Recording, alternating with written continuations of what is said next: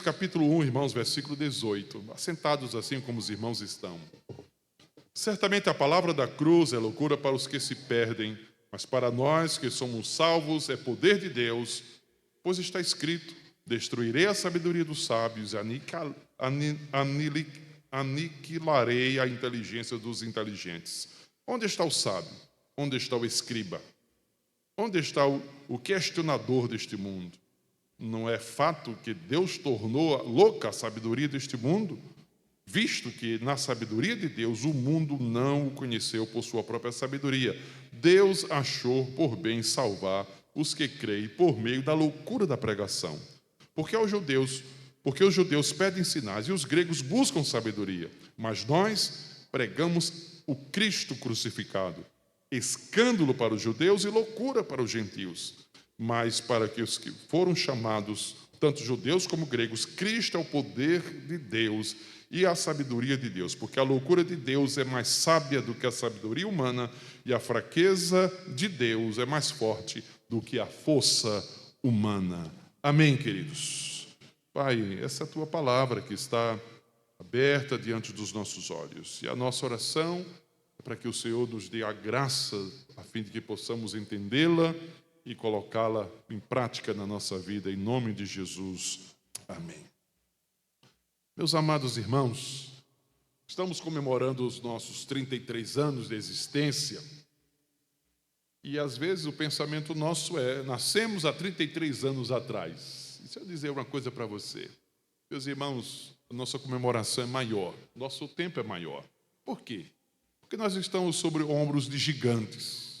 Como igreja local, é verdade que nós nascemos há 33 anos atrás, mas nós somos herdeiros de grandes homens e grandes mulheres de Deus. Nós só estamos conduzindo a tocha que nos foi passada. Daqui a pouco nós vamos passar essa tocha para outros, os nossos filhos, netos, outros que vão chegando, a nova geração que já está aqui. Nós vimos ali Felipe, e aí eu estava imaginando ali, está o próximo pregador da igreja, quem sabe o pastor dessa igreja. Então, ali nós vemos os nossos cantores mirins ali louvando a Deus. Então, meus irmãos, o próximo ministério de louvor já está ali. É a próxima geração. Que nós estamos sobre os ombros de gigantes, na verdade, né? Outros vieram antes de nós e fizeram a diferença, fizeram a obra do Senhor. E nós só estamos dando continuidade. Chegou a nossa vez. Agora, é importante a gente, nesse momento, olhar um pouquinho para trás. Ter um olhar para aqueles que um dia chegaram primeiro nessa caminhada e trouxeram a mensagem do Evangelho do Senhor para a nossa terra, aquilo que nós podemos chamar de legado missionário congregacional. Nós temos os nossos pais, os nossos pioneiros, que um dia puderam ser usados por Deus poderosamente para trazer a mensagem do Evangelho, que são justamente os nossos pais congregacionais ali no período, nos primeiros anos pós-reforma. Nós chamamos dos nossos independentes ou os puritanos, aqueles pastores históricos ali na Inglaterra, em outros países, como também na Nova Inglaterra, nos Estados Unidos, em outras terras, que foram tremendamente usados por Deus para poder levar a mensagem do Evangelho. Mas foi justamente no século XIX, em 1855, que um casal de missionários chegou aqui no Brasil.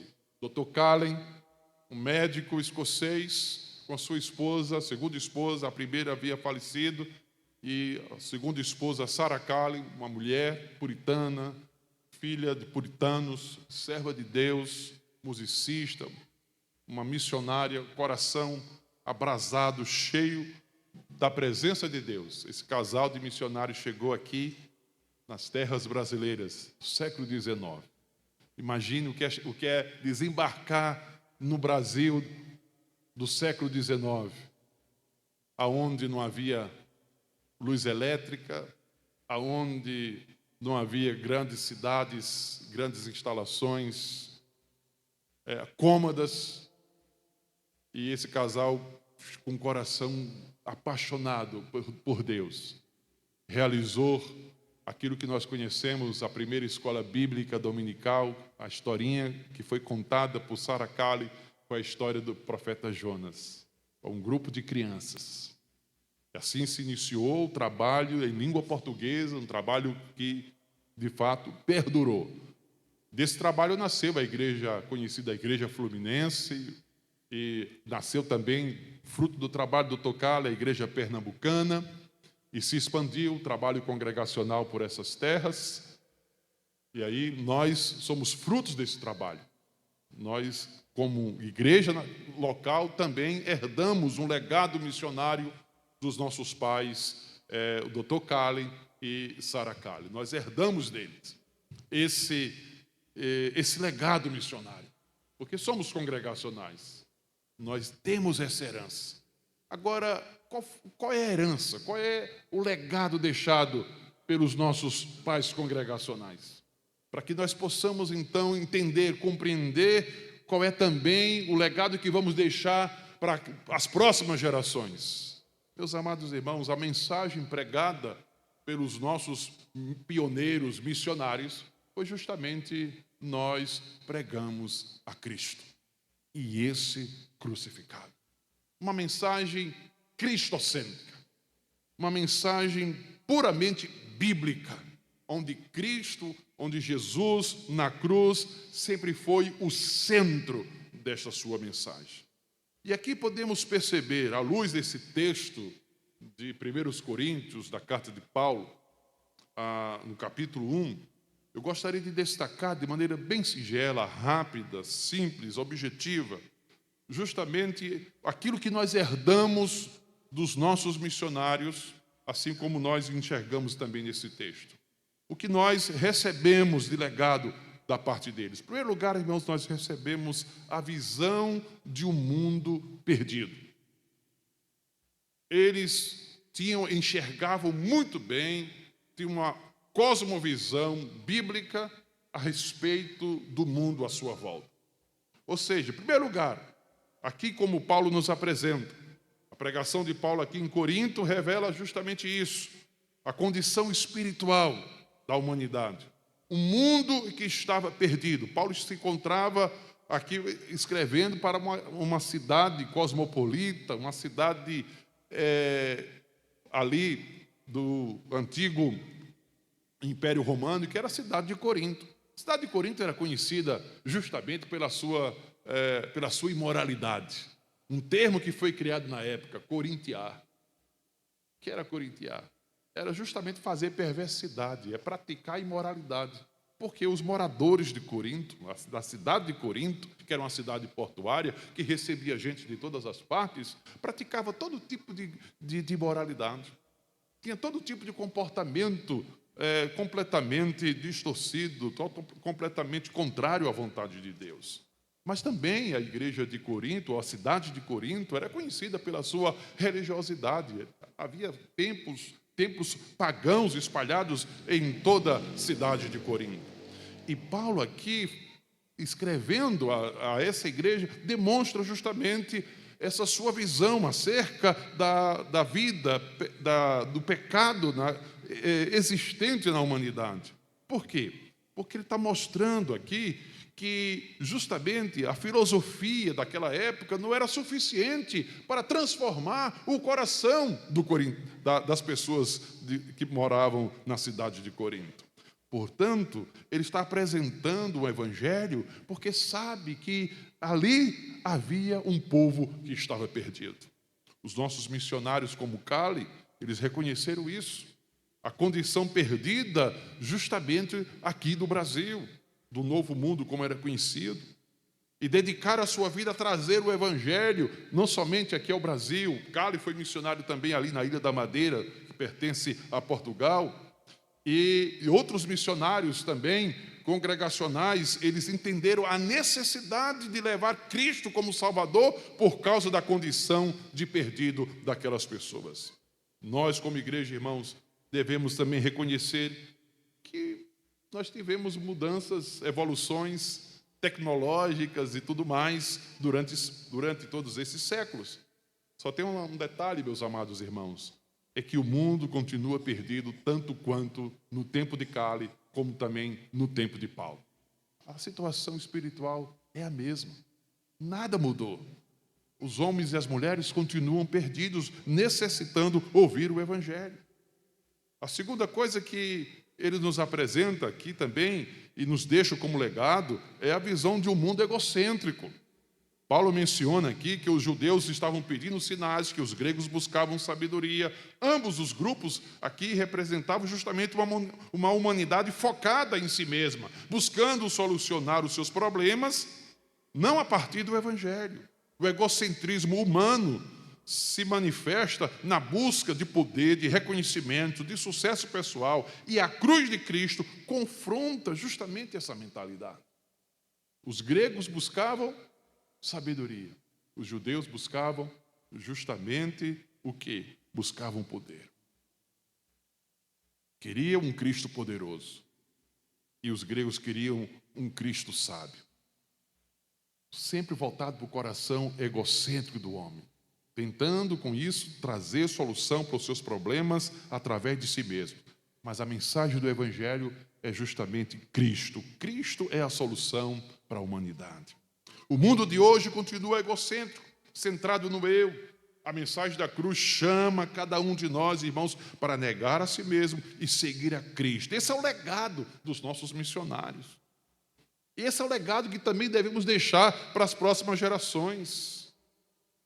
É o Evangelho que busca justamente exaltar a glória de Deus, apontando para a cruz de Cristo, e não o Evangelho que busca exaltar o homem e todo o seu orgulho. Terceira coisa, meus irmãos, que podemos ver é a visão de um mundo incrédulo. A cruz era um escândalo para os judeus. Eles queriam um Messias poderoso. Era loucura para os gregos, que olhavam para Cristo e não entendiam como um Deus podia morrer numa cruz.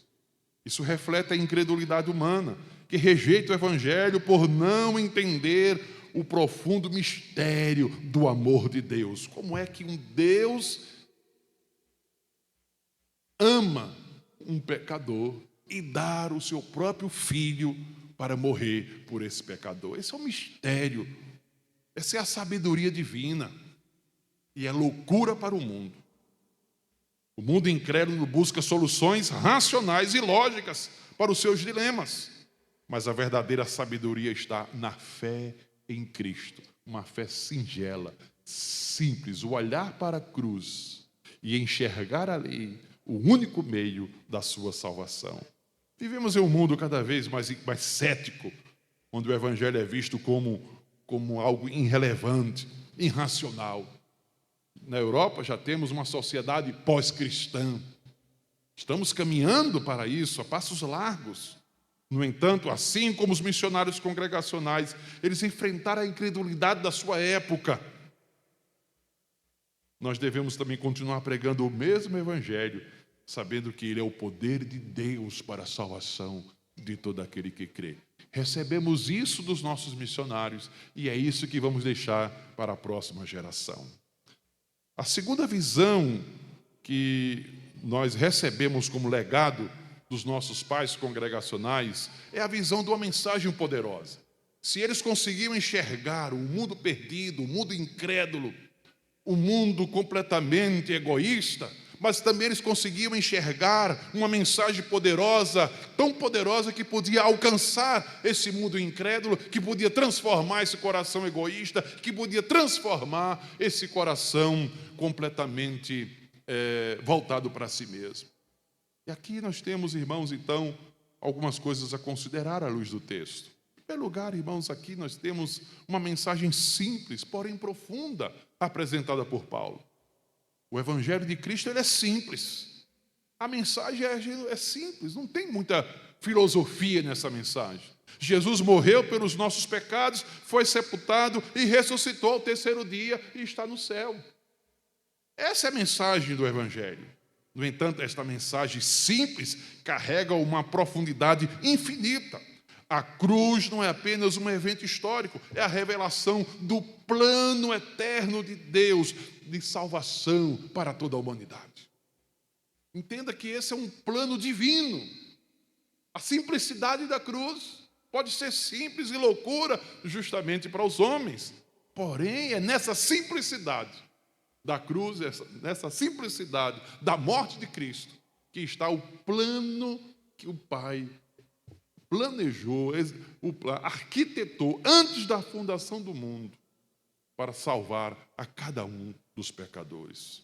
A cruz é um escândalo. De fato, para o mundo é. Por que escândalo? Porque fere o orgulho humano, expõe nossa dependência de Deus. Ela desafia as ideias de capacidade humana, nos ensina que somos incapazes de nos salvar. Ela confronta as noções de mérito, mostrando que a salvação é única e exclusivamente pela graça de Deus. Ela não faz distinções entre pessoas, mostrando que todos são igualmente necessitados da salvação. Logo, ela coloca o rico, quando esse reconhece Cristo como Salvador, na glória. Mas também coloca o pobre, quando esse também reconhece Cristo como seu Salvador, na mesma glória. Ela não faz distinção de pessoas. Todos pecaram e destituídos estão da glória de Deus. Portanto, todos são convidados, são chamados pelo Evangelho a reconhecer Cristo na cruz como Salvador. A cruz é o poder de Deus, irmãos. Enquanto que para o mundo é um escândalo, ela é o poder de Deus. Por quê? Porque ela nos redime da iniquidade, como diz a palavra do Senhor. A palavra de Deus nos diz Paulo, o qual a si mesmo se deu por nós para nos remir de toda iniquidade e purificar para si mesmo um povo exclusivamente seu. É ela que nos conduz a Deus, pois também Cristo morreu uma vez pelos pecados, o justo pelos injustos, para conduzir-nos a Deus, diz Pedro na sua primeira carta. É ela que nos faz ser recebidos como filhos de Deus. Diz Paulo aos Gálatas, para resgatar os que estavam sob a lei, a fim de que recebêssemos a adoção de filhos. É ela que nos tira deste mundo perverso. Escrevendo aos Gálatas no capítulo 1, diz Paulo no verso 4, sim, o qual se entregou a si mesmo pelos nossos pecados, para nos desarraigar deste mundo perverso, segundo a vontade do nosso Deus e Pai. É ela que nos traz para um novo estilo de vida. E Ele morreu por todos, para os que vivam, não vivam mais para si mesmo, mas para aquele que por Ele morreu e ressuscitou. É ela que nos concede, através da cruz, que bebemos do Espírito Santo. Cristo nos resgatou da maldição da lei, fazendo-se Ele próprio maldição em nosso lugar, para que a bênção de Abraão chegasse aos gentios, em Cristo Jesus, a fim de que recebêssemos, pela fé, o Espírito prometido, diz Paulo aos Gálatas. Para fazer de Jesus, irmão, Senhor sobre todos. Foi precisamente para esse fim que Cristo morreu e ressurgiu, para ser Senhor tanto de mortos como de vivos, diz Paulo aos Romanos. Esse é o poder de Deus. O mundo entende que é um escândalo a cruz. Por que escândalo? Porque expõe o meu egoísmo e diz para mim que eu não posso salvar a mim mesmo. Mas é o poder de Deus, a mensagem da cruz. Os nossos missionários congregacionais sempre pregaram esta mensagem de forma clara e acessível. Como igreja, irmãos, devemos lembrar que o poder do Evangelho não está na complexidade dos nossos sermões, mas na simplicidade da mensagem da cruz. Jesus Cristo morreu e ressuscitou para a nossa salvação. Isso todo mundo pode entender, isso todo mundo pode compreender. É essa mensagem que recebemos dos nossos missionários congregacionais. E é esse legado que deixamos também para as próximas gerações. Sim, recebemos deles uma mensagem, mas também uma mensagem inadequada, porém poderosa. Sim, para o mundo, a pregação da cruz parece inadequada para resolver os problemas da humanidade, ou o problema da humanidade, que é o pecado. A cruz, é símbolo de fraqueza e de derrota. Não atende às expectativas humanas de poder e sucesso. Imagine alguém ensinar nos dias de hoje que é através da cruz, da fraqueza, que se alcança a vitória.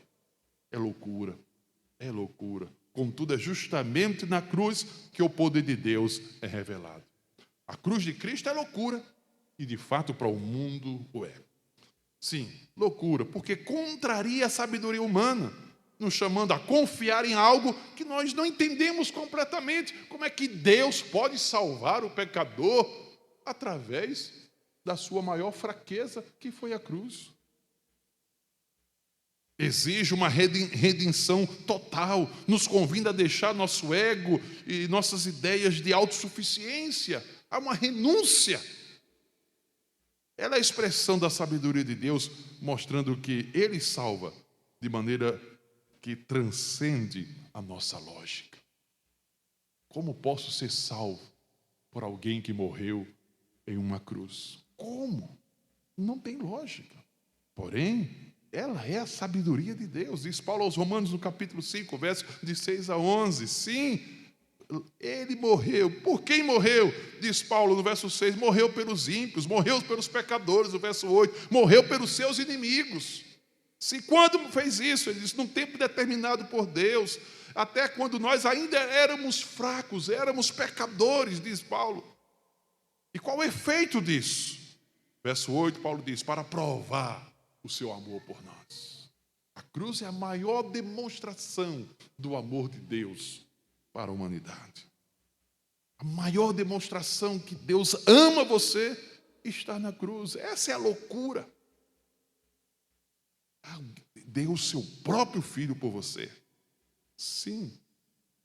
Qual o efeito disso? Somos justificados pela morte de Cristo na cruz, declarados justos, recebidos diante de Deus. Através da cruz, fomos reconciliados com Deus. Diz Paulo no versículo 10. Sim, seremos salvos da sua ira, libertos da condenação eterna. E ele diz, e agora temos paz e alegria em Deus, através da cruz. Da cruz jorra tudo isso. Da cruz jorra o amor de Deus, a justiça de Deus, a reconciliação com Deus. Da cruz nós nos livramos da ira de Deus. Da cruz nós recebemos a paz eterna com Deus. É loucura para o mundo? É, mas aqui está a grande sabedoria divina. Nos salvar através da mensagem da cruz. Paulo enfatiza que a cruz é o poder de Deus para a salvação, de fato, daquele que crê. Parece loucura para o mundo, mas essa é a maior demonstração de poder.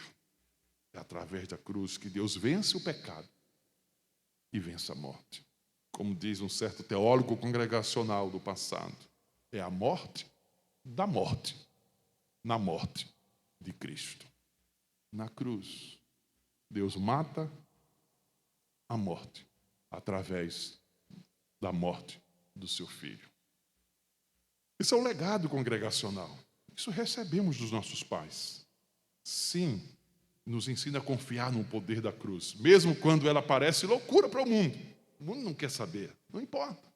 Devemos pregar Cristo crucificado com convicção, sabendo que, embora seja uma mensagem inadequada aos olhos humanos, é o poder de Deus para a transformação de vidas.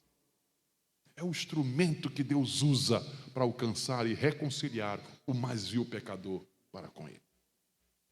Esse legado deixamos também para as próximas gerações.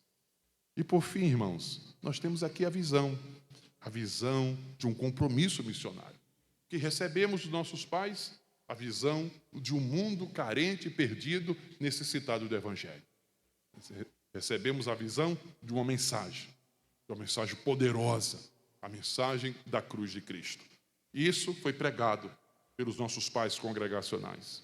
É isso que pregamos, devemos pregar e devemos deixar para as próximas gerações. Mas também a visão de um compromisso missionário. Paulo vai dizer, nós pregamos a Cristo. Sim, quando Paulo diz nós pregamos, ao usar esse termo, Paulo justamente está mostrando que a missão da igreja ela é coletiva. Cada membro da igreja tem um papel a desempenhar na pregação do Evangelho, seja localmente, seja globalmente. Os missionários congregacionais como o Cali, eles exemplificaram essa responsabilidade coletiva, envolvendo toda a igreja no trabalho missionário. O trabalho missionário não é o trabalho de um homem só. O trabalho missionário não é o trabalho de um pastor. O trabalho missionário é o trabalho de toda a igreja. Seria impossível, meus amados irmãos, nós alcançarmos nesse tempo as 18 congregações sozinhos. Isso é impossível se não houvesse disposição. Irmãos que pudessem ter deixado os seus trabalhos, deixado seu lar, sua família, sua cidade, para ir para esses lugares e ali se dedicar à pregação do Evangelho. Seria impossível um só fazer essa obra. Esse é um compromisso de todos, de todos. A igreja, hoje, irmãos, cada um de nós tem a responsabilidade de pregar o Evangelho, de levar esta mensagem da cruz, seja aqui na nossa comunidade, nossa família, em outros lugares. Essa é uma tarefa não apenas dos pastores, dos presbíteros, mas dos missionários, mas de todos os crentes em Cristo Jesus, comprometidos com a mensagem da cruz. Segundo, irmãos, é um compromisso com a pregação cristocêntrica. Nós pregamos a Cristo. A centralidade de Cristo na pregação de Paulo é o principal fundamento para a missão da igreja. Pregamos a Cristo crucificado. Destaca que a mensagem da igreja deve ser sempre Cristo, Cristo, Cristo, Cristo, como vimos ontem na pregação. O evangelho que pregamos deve ser cristocêntrico, com a cruz no centro da nossa proclamação. Paulo rejeita outras filosofias, outras mensagens que possam distrair do verdadeiro foco, Cristo, a sua obra e a sua obra redentora na cruz.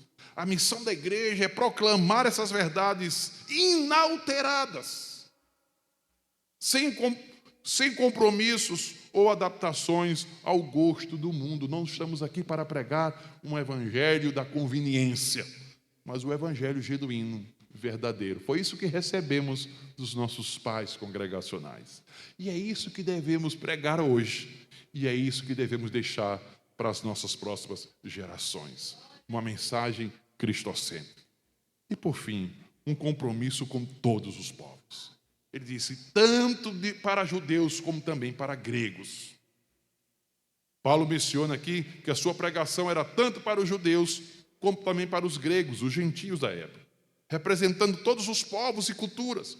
O evangelho, ele é universal, não universalista, mas universal. Ele transcende barreiras culturais, étnicas e sociais. O movimento congregacional se estendeu, irmãos, e compreendeu isso. Levou o evangelho aos diferentes povos e culturas. Cali, que saiu da sua terra, foi para Portugal, e embora os seus planos era ir até a China, depois veio justamente para o Brasil. Outros missionários congregacionais estiveram em terras estranhas, pregando o evangelho entre índios. Não se pode mais pensar, quando nós falamos em missões na igreja, não se pode mais pensar, irmãos, apenas no sítio Esmero. Nossa visão precisa ir mais longe. O sítio Esmero, eu diria que é apenas parte dessa missão. Pregar o evangelho aqui, pregar o evangelho lá no sítio, abrir trabalhos em outras congregações, em outros lugares. Nós temos que enxergar, mesmo, falamos isso pela manhã, mesmo uma igreja local como a nossa, aqui, no Agreste Pernambucano, tem um compromisso com a evangelização mundial. Mundial. Você acredita nisso?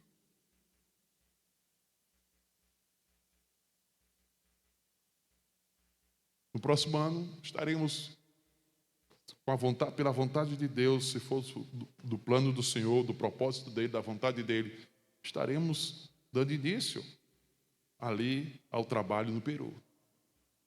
Pós-projeto, se tudo der certo, vamos estar justamente costurando ali uma parceria com o Dom e com outras igrejas, justamente para poder estabelecer um trabalho congregacional Vale da Bênção ali no Peru.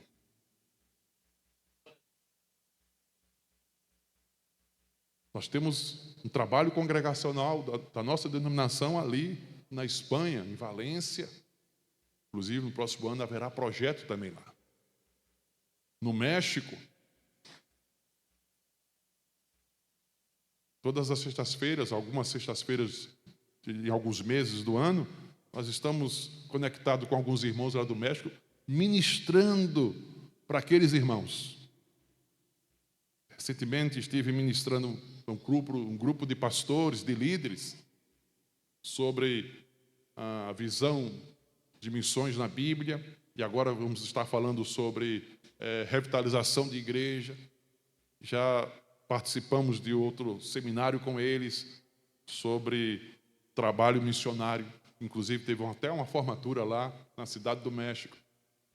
Irmãos, o mundo hoje, aquilo que a gente achava que era tão distante, terras tão longínquas, na verdade elas estão muito mais próximas de nós que a gente possa imaginar.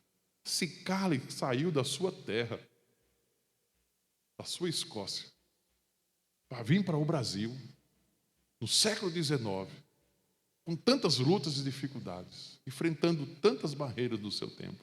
Mas isso não foi, de maneira nenhuma, limite para ele. Não impôs limite, mas se deu, se doou, porque ele tinha uma visão de um evangelho que era para ser pregado em todos os lugares, em todas as partes. Nós precisamos alargar também a nossa visão. Igreja Congregacional Vale da Bênção de Belo Jardim é uma igreja missionária, mas uma igreja que herdou a visão missionária, não do pastor Jonatas, mas uma igreja que herdou a visão missionária dos seus pais, dos seus pioneiros. E essa visão missionária está voltada para todos os povos, por quem devemos orar, a quem devemos evangelizar, a quem devemos apoiar no trabalho missionário. A missão da igreja congregacional, irmãos, ela sempre foi global.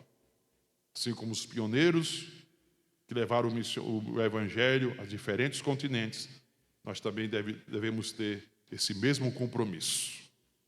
Orar, apoiar e ir aonde o Senhor nos enviar, a todos os povos, a todas as etnias, a todos os lugares, até os confins da terra.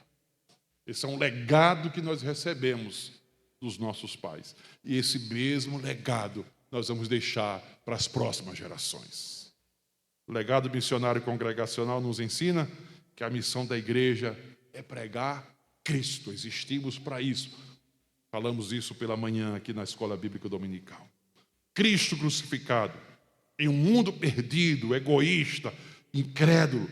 Somos chamados a proclamar esta mensagem singela, simples, porém profunda, que apesar de parecer inadequada ao mundo, tem o poder de transformar vidas. E esse compromisso deve ser um compromisso de todos. A nossa pregação deve ser centrada em Cristo e destinada a todos os povos em todos os lugares, aonde houver uma vida que precisa ouvir este evangelho, nós devemos estar dispostos a ir e pregar.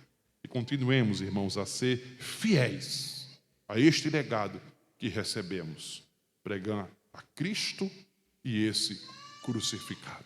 Fidelidade é a palavra que resume esta nossa reflexão. Fidelidade é o que recebemos da parte de Deus, fidelidade ao que recebemos dos nossos missionários, e fidelidade em continuar transmitindo essa mensagem e deixar esse legado para as próximas gerações, se Cristo não voltar a tempo.